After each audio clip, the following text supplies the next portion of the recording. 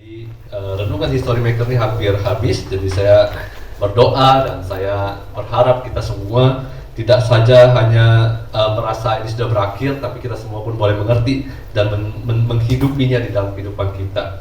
Nah, hari ini harusnya Bapak Pendeta Barnabas Ong yang harusnya khotbah dan sharing tempat ini, tapi karena satu dua hal beliau hanya bisa hadir di PIK, jadi dengan sangat terpaksa saya menggantikan hari ini ya. Hari ini saya dititipin 2 ayat aja, hanya 2 ayat ya, yang akan kita bahas sama-sama tentang bagaimana seorang history maker harus menghidupi hidupnya di dalam kehidupannya. Saya mengajak kita sama-sama buka dari Lukas 22 ayat 1 sampai dengan 2. Lukas 22 ayat 1 dan 2, saya bacakan buat kita semua. Demikian firman Tuhan. Hari raya roti tidak beragi yang disebut Paskah sudah dekat. Imam-imam kepala dan ahli-ahli Taurat mencari jalan bagaimana mereka dapat membunuh Yesus, sebab mereka takut kepada orang banyak. Amin. Hanya 2 ayat saja saudara yang dititipkan. Biasanya panjang juga pusing ya, tapi pendek juga pusing saudara ya. Nah saudara, dikatakan tadi di ayat pertama itu hari raya roti tidak beragi yang disebut Paskah sudah dekat. Jadi hari raya roti tidak beragi itu kalau bagi para bangsa Yahudi itu saudara adalah hari perayaan bagaimana mereka mengingat pembebasan bangsa Israel daripada Mesir ya. Nah saudara, tentu arti Paskah bagi kita berbeda. Paskah bagi saudara dan saya adalah kebangkitan Kristus yang sudah membebaskan kita daripada kutuk dosa, sehingga dosa tidak lagi punya kuasanya atas hidup kita. Artinya apa saudara? Artinya kita terbebas dan terlepas daripada upah dosa yang adalah maut.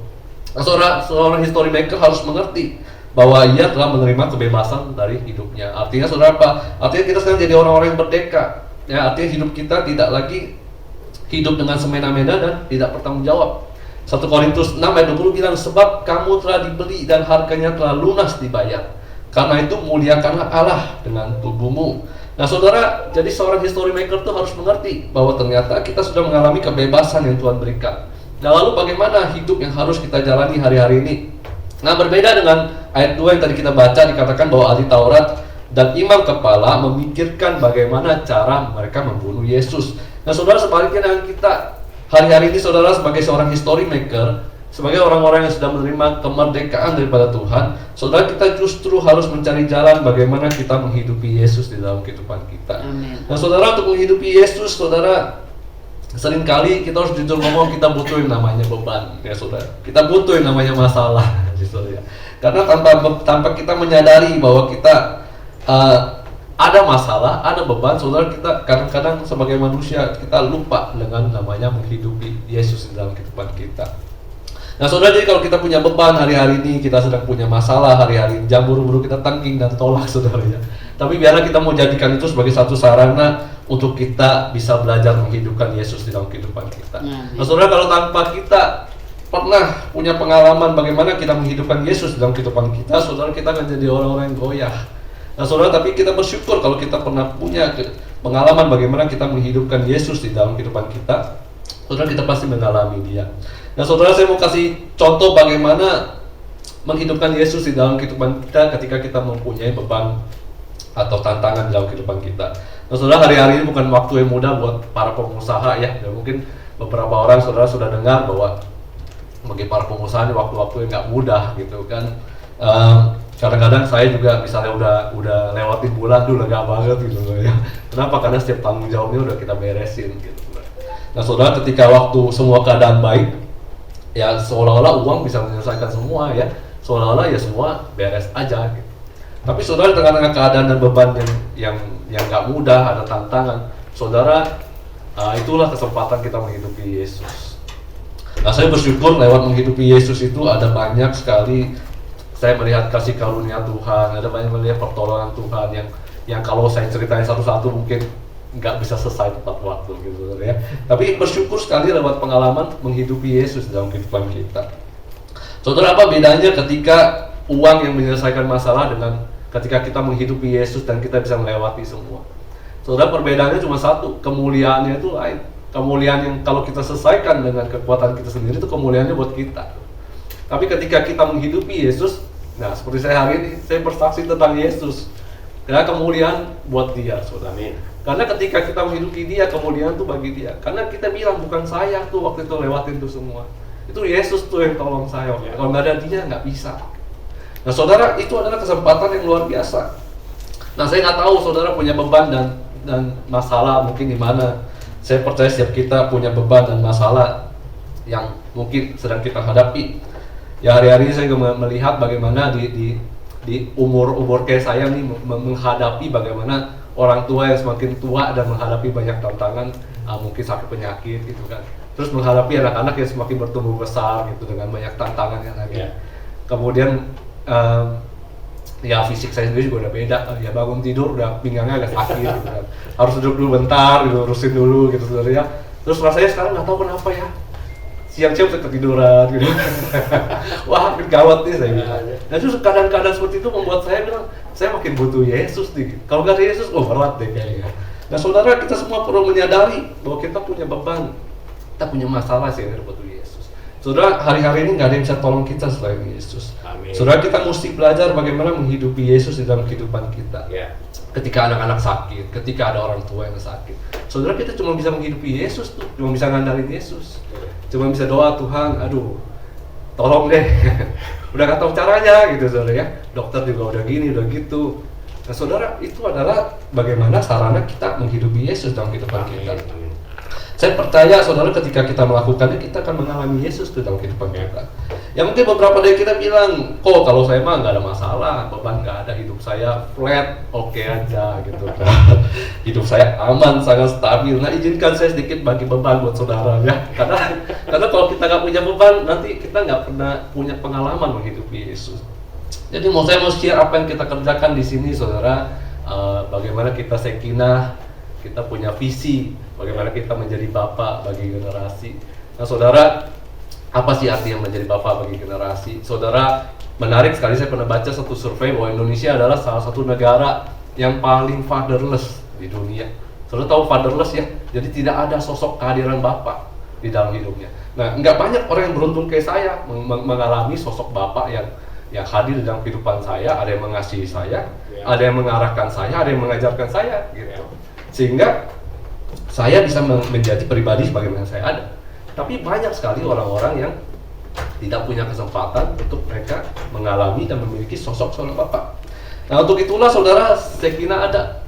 Ya kita ada, itu panggilan kita sangat clear. Panggilan kita adalah kita ada untuk menjadi bapak bagi generasi. Bukan artinya kita semua jadi bapak gitu ya, buat artinya apa saudara? Artinya kita menghadirkan fungsi seorang bapak di tengah-tengah dimanapun kita berada. Nah secara khusus kalau kita hadir di Green Lake, saudara, kita punya visi untuk menghadirkan fungsi seorang bapak di tengah-tengah Green Lake. Lewat kehadiran kita, orang-orang bisa merasakan tuh bagaimana sih rasanya punya seorang bapak. Ada yang ngajarin, ada yang ngarahin, ada yang mengasihi mereka. Nah saudara, biarlah ini boleh menjadi beban kita semua. Kenapa? Karena dalam prosesnya nggak semudah dan seindah yang tadi saya ngomong ya. Mau jadi bapak bagi generasi keren banget gitu. Tapi coba saudara jalani semua. Jadi seorang bapak itu bukan tanggung jawab yang mudah. Makanya saudara mendapatkan hari-hari di luar sana anak muda banyak yang bilang sama saya, kok kalau saya nggak mau nikah, pusing, ngapain, ngurusin anak katanya. Mendingan gua kalau ada duit ya gua happy aja lah, gua jalan-jalan. Jadi nggak banyak orang yang pengen punya peran bapak. Ya wajar, karena peran bapak itu bukan peran yang menyenangkan.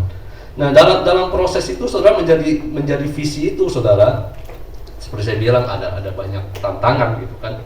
Ada kita bicara kekurangan orang, kekurangan dana gitu kan. Tapi bukan saya minta dana sama saudara. Maksud saya gini, saya cuma mau share burden ini sama saudara. Karena kalau saudara bilang saya nggak punya beban tuh, hidup saya flat, biarlah ini jadi beban kita. Gitu. Artinya gini, ada banyak orang-orang di luar sana yang nggak pernah tuh berseberuntung saudara dan saya mengalami kasih seorang bapak. Amin. Bagaimana ada seseorang yang mengasihi mereka dan mengarahkan hidup mereka. Nah, saya rindu mengajak kita semua biarlah ini boleh menjadi beban kita semua. Supaya apa saudara? Supaya ini jadi sarana untuk kita menghidupkan Yesus, gitu doang. Karena lewat kita menghidupkan Yesus, saudara, kita sedang belajar mengandalkan Tuhan. Jadi perlu ada beban dulu, perlu ada rasa tanggung jawab itu dulu, perlu ada sesuatu yang kita tangisi, baru kita tuh bisa tuh punya kesempatan untuk menghidupi Yesus. Karena sebagai manusia seringkali kita kalau nggak ada masalah, sering ngomong keadaan baik, Ya ini saya ngomong tentang diri saya juga ya sebenarnya. Mungkin kita lupa dong hidup Yesus karena udah beres, ya semua oke, semua bisa berjalan dengan baik. Terutama mungkin kita mengandalkan diri sendiri, mengandalkan uang, mengandalkan kepintaran kita, mengandalkan kehebatan kita. Nah saudara, justru itulah kita perlu pertama-tama kita menyadari bahwa kita perlu punya beban, sehingga kemudian kita punya kesempatan, kita punya chance untuk kita belajar menghidupkan Yesus. Nah saudara, apa yang menjadi dasar daripada kita menghidupkan Yesus? Ayat 2 bilang karena kalau para imam-imam itu karena takut pada manusia, saudara, kita menghidupkan Yesus karena kita takut akan Tuhan. Saudara, takut bukan berarti kita ketakutan bahwa ada orang yang galak yang siap menghukum kita, begitu bukan saudara ya. Tapi saya percaya dari suatu ketakutan yang bagaimana seperti yang saya bilang, bahwa kita sungguh-sungguh menyadari kalau nggak ada Yesus kita tuh nggak bisa apa-apa. Benar-benar kalau nggak ada Yesus saya ini nggak sanggup loh gitu. Amin. Nah saudara, itulah yang menjadi dasar kita menghidupkan Yesus. Karena apa? Karena kita takut. Kalau nggak ada Tuhan kayaknya saya nggak sanggup deh lewatin ini. Kalau nggak ada Tuhan kayaknya tanggung jawab yang jadi bapak begitu, nggak bisa saya. Itu satu pekerjaan yang berat. Anak saya 2 aja sih berat gitu kan. Bagaimana bagi generasi katanya. Nah bagaimana juga dengan setiap masalah yang saya hadapi. Saudara, kalau kita nggak menghidupkan Yesus, kayaknya kita nggak bisa. Nah saudara, rasa inilah yang perlu menjadi dasar kita ketika kita menghidupi Yesus. Apa yang terjadi saudara ketika kita menghidupi Yesus dan sungguh-sungguh takut akan Dia? Mazmur 33 ayat 18-19 saya mau ajak kita semua buka. Mazmur 33 ayat 18-19 saya bacakan. Sesungguhnya mata Tuhan tertuju kepada mereka yang takut akan Dia. Nah saudara, jadi mata Tuhan itu tertuju pada kita ketika kita sungguh-sungguh menghidupi Dia dalam kehidupan kita. Ketika kita sungguh-sungguh takut. Artinya apa? Artinya kita tuh nggak bisa tanpa Tuhan. Mata Dia sungguh-sungguh tertuju pada kita. Apa? Kepada mereka yang berharap akan kasih setianya. Ayat 19 bilang untuk melepaskan jiwa mereka daripada maut dan memelihara hidup mereka pada masa kelaparan. Jadi apa yang terjadi? Mata Tuhan tertuju dan Tuhan akan melepaskan dan selalu memelihara kita. Itulah yang saya alami, yang saya sharingkan buat saudara. Dan saya juga rindu kita semua di akhir renungan History Maker ini, kita semua juga punya kerinduan untuk menghidupi Yesus dalam kehidupan kita. Di tengah-tengah beban yang kita punya, di tengah-tengah apapun yang kita hadapi, saudara, kita belajar untuk menghidupi Yesus. Mazmur 34 ayat 9-10 juga bilang gini, takutlah akan Tuhan, hai orang-orang yang kudus, sebab tidak berkekurangan orang yang takut akan Dia. Ayat 10 bilang singa-singa muda merana kelaparan, tetapi orang-orang yang mencari Tuhan tidak kekurangan sesuatu pun yang baik. Nah saudara, orang yang takut sama Tuhan, orang yang menghidupi Yesus dalam kehidupannya, dia tidak akan berkekurangan. Dia tidak kekurangan sesuatu pun yang baik.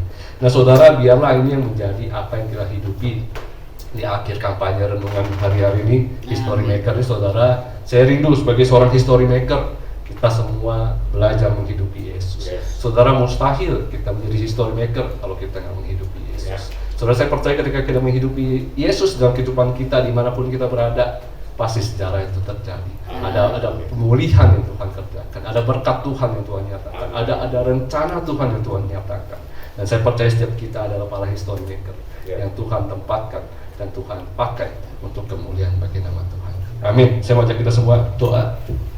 Tuhan, terima kasih untuk firman-Mu pada pagi hari ini mengingatkan kami bahwa kami sungguh butuh Engkau dalam kehidupan kami. Tuhan, pagi hari ini kami menyatakan, kami deklarasi bahwa kami butuh Engkau dalam kehidupan kami. Tuhan, dalam setiap masalah, setiap beban yang kami miliki, Tuhan, kami mau bilang kami nggak sanggup melewatinya itu sendiri. Tuhan, kami sungguh butuh Engkau di dalam kehidupan kami.